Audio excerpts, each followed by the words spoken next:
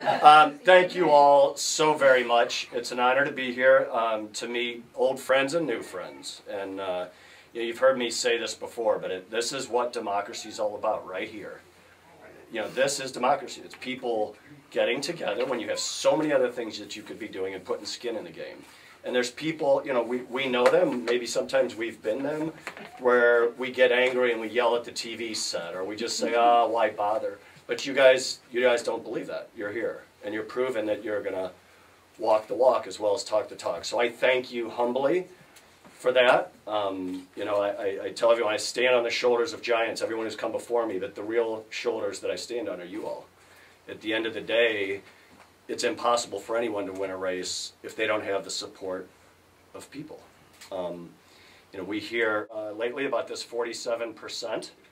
And quite frankly, I stand in front of you as a product of the 47%. I am quite literally a product of the 47%. And I think of that as the American dream, right? I mean, my goodness. You're tired, you're poor, you're huddled masses. And from that, we built a nation. That's the 47%. My mother, the single mom who worked 2 and 3 jobs at a time. I went to work when I was 14 to pay the bills. And still the ends didn't meet. And it was some folks in this room of a certain age who paid their taxes that supported us, that put food in my brother and I's stomach. So that's the 40%, and I thank you.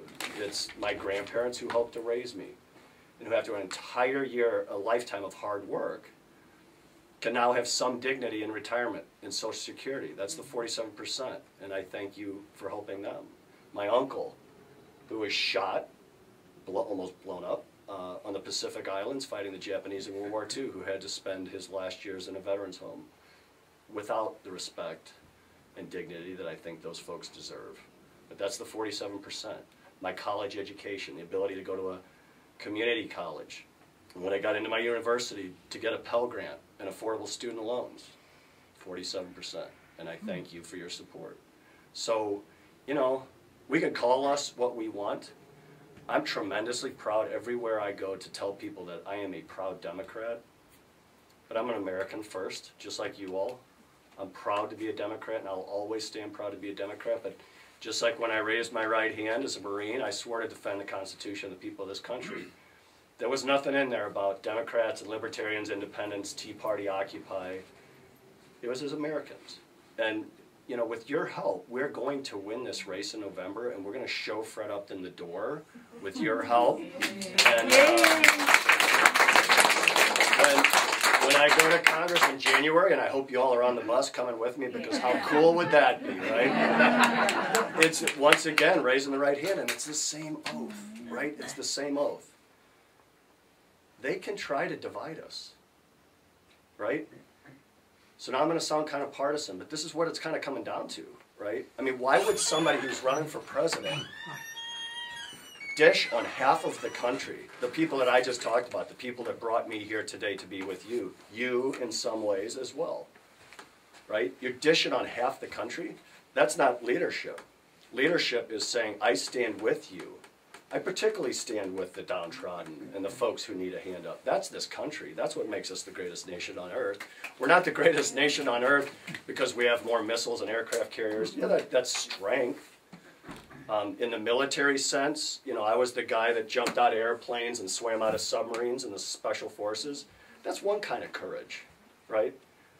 The most important courage isn't that.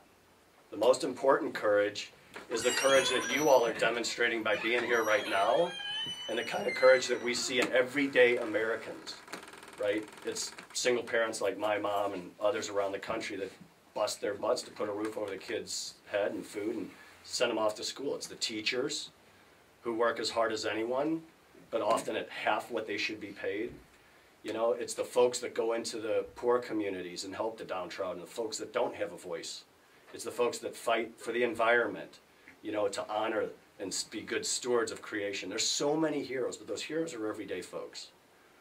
And when we pull together as Americans and we set aside those D's and R's and just say, you know what, I'm going to do what's right. Those are the ideals of our party. And that's not to say there aren't perfectly good, loving folks on the other side, because there are. But that's not what's representing that party today. Fred Upton, Mitt Romney, Paul Ryan, That's a different ilk. That's a different cut of cloth. Those folks need to be defeated. Because the fact of the matter is what they stand for is divisiveness. They came up with the 47%, not us. We're the party that, the big tent, right? We fight, we call each other names, we don't always agree. But like a family, we still throw open those tent doors and bring everybody inside. And that's what we need to do, folks. That's the path to victory in this race. That is the path to victory this November, is be good, strong, proud Democrats. But have that conversation and engage in that conversation with those independents and those soft R's.